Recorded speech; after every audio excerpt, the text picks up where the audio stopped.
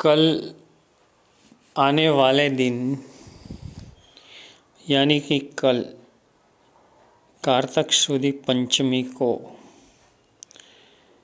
हम ज्ञान पंचमी के रूप में मनाते आए हैं और ज्ञान की आराधना करते हैं। ज्ञान की आराधना के लिए ऐसा समझना चाहिए कि हमें जो कुछ भी विधि विधान तपश्चर्या वगैरह करेंगे वो ज्ञान की प्राप्ति के लिए नहीं मगर ज्ञानावरणीय कर्म की निर्जरा के लिए करेंगे।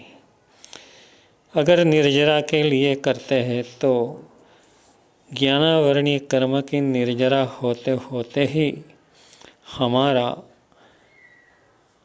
ज्ञानावरणीय का क्षयोक्षम खिल जाता है और हमें ज्ञान की प्राप्ति बहुत ही आसानी से होती है।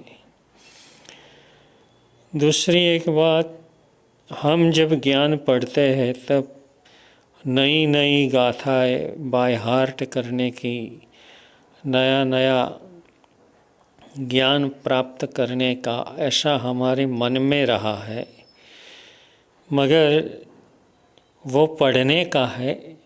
वो पढ़ते वक्त हमें ध्यान में ये रखना है कि हमें ज्ञान प्राप्त करने के हिसाब से नहीं पढ़ना, नहीं बाय हार्ट करना है, मगर ज्ञानावरणीय कर्म की निर्जरा के हेतु ये सब करने का है।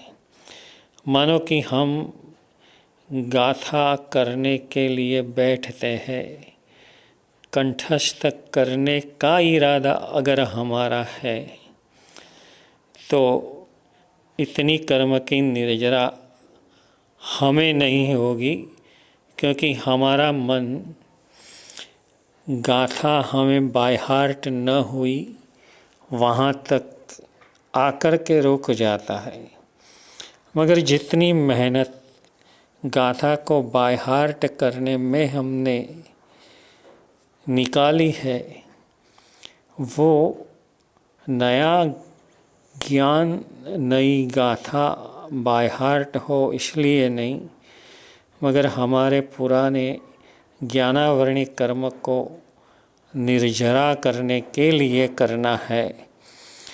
यूँ समझकर जब हम करते हैं तो गाथा बाय हार्ट हो या ना हो, हमें कर्म की निर्जरा, ज्ञानावरणीय कर्म की निर्जरा तो हमें हो ही जाती है।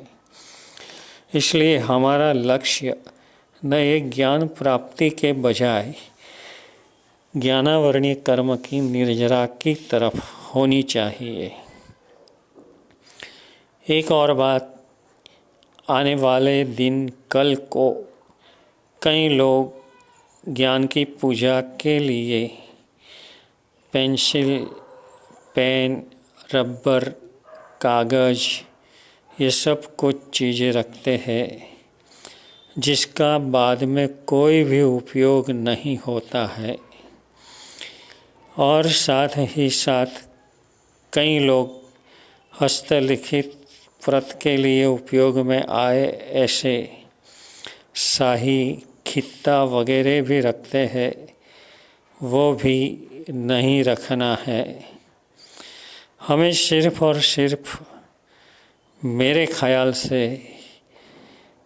जो ज्ञान का भंडार है उसमें पैसा भर देना है, ताकि उन पैसों से ज्ञान के लिए उपयोग में आए ऐसी चीज़ें अच्छी रीति से हम खरीद कर उसका उपयोग कर सकते हैं। या तो जिस संघ में ऐसी रकम इकट्ठी हुई है और भगवान की आज्ञा के अनुसार का कोई भी पुस्तक अगर छपता है तो वो हमें छपवाना चाहिए। इनके साथ साथ एक बात और भी ख्याल में रखनी है कि हमें हस्तलिखित व्रत लिखवाने का नहीं रखना चाहिए, क्योंकि हस्तलिखित व्रत समझो कि 10 लोगों को लिखवाने के लिए एक ही ग्रंथ 10 लोगों को लिखवाने के लिए बैठाते हैं तो 10 व्यक्ति अलग अलग जगह पर भूल करेंगे। वो 10 व्यक्ति ने जो अलग अलग भूल की है, मानो 5-5 भूल की तो 50 भूलों निकलेगी और उनकी बराबर भूल सुधार करने वाला बराबर ही ये भूल का सुधारा करेंगे ऐसा नहीं रहेगा। और इनके कारण ये जो हस्तलिखित प्रत है उसमें जो कुछ भी वहाँ पर लिखा गया है वही शास्त्र समझ लेंगे और उसे ही सही समझकर एक उन्मार्ग प्रवर्तन हो सके ऐसी परिस्थिति खड़ी हो सकती है।